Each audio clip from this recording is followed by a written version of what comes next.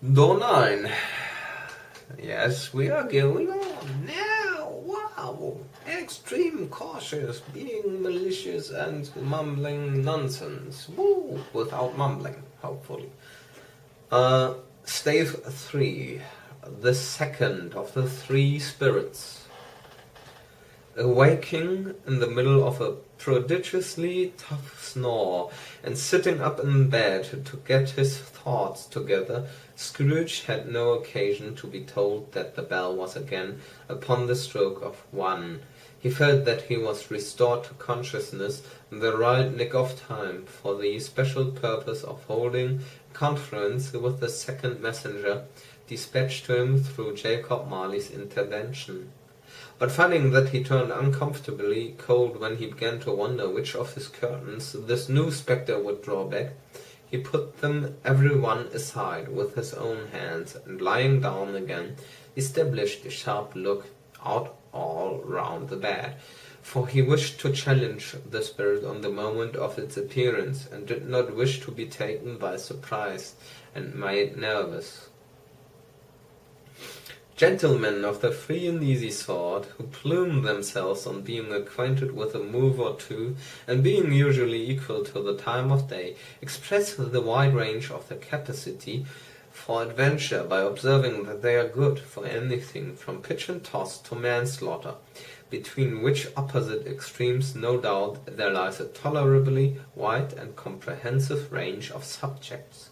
Without venturing for Scrooge quite as heartily as this, I don't mind calling on you to believe that he was ready for a good broad field of strange appearances, and that nothing between a baby and rhinoceros would have astonished him very much.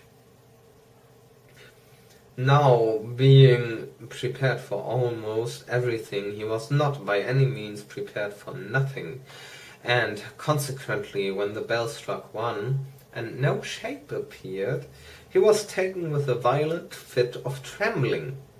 5 minutes, 10 minutes, a quarter of an hour went by, yet nothing came.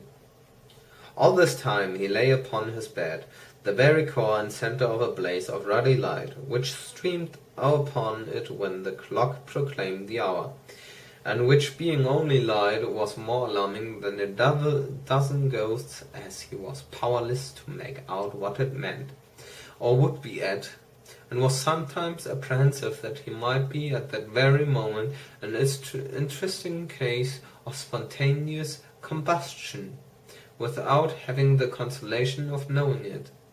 At last, however, he began to think as you or I would have thought at first, for it is always the person not in the predicament who knows what ought to have been done in it, and would unquestionably have done it too at last.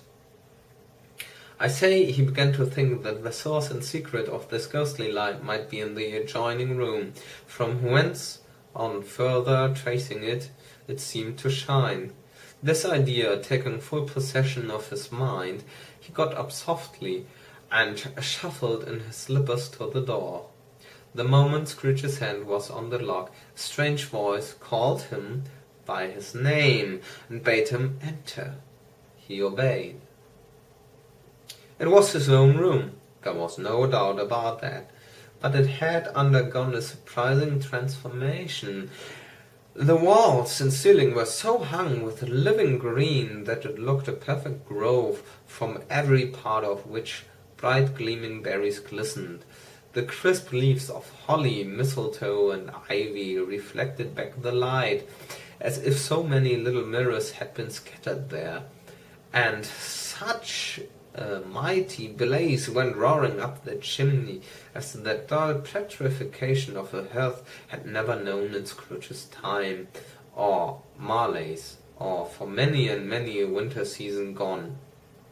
Heaped up on the floor to form a kind of throne, there were turkeys, geese, game, poultry, brawn, great joints of meat, sucking pigs, long wreaths of sausages, mince pies, plum puddings, barrels of oysters, red-hot chestnuts, cherry-cheeked apples, juicy oranges, luscious pears, immense 12th cakes, and seething bowls of punch that made the chamber dim with their delicious steam. In easy state upon this couch there sat a jolly giant, glorious to see, who bore a glowing torch in shape not unlike Plenty's horn, and held it up high up to shed its light on Scrooge as he came peeping round the door. "Come in," exclaimed the ghost. "Come in, and know me better, man." Scrooge entered timidly and hung his head before this spirit. He was not the dogged Scrooge he had been, and though the spirit's eyes were clear and kind, he did not like to meet them. "I am the ghost of Christmas present," said the spirit, "and look upon me." Scrooge reverently did so. It was clothed in one simple green robe, or mantle, bordered with white fur. This garment hung so loosely on the figure that its capacious breast was bare, as if disdaining to be warded or concealed by any artifice. Its feet, observable beneath the ample folds of the garment, were also bare, and on its head it wore no other covering than a holly wreath, set here and there with shining icicles. Its dark brown curls were long and free as its genial face, its sparkling eye, its open hand, its cheery voice, its unconstrained demeanor, and its joyful air. Girded round its middle was an antique scabbard, but no sword was in it, and the ancient sheath was eaten up with rust. "You have never seen the like of me before," exclaimed the spirit. "Never," Scrooge made answer to it. "Have never walked forth with the younger members of my family, meaning, for I am very young, my elder brothers born in these later years," pursued the phantom. "I don't think I have," said Scrooge.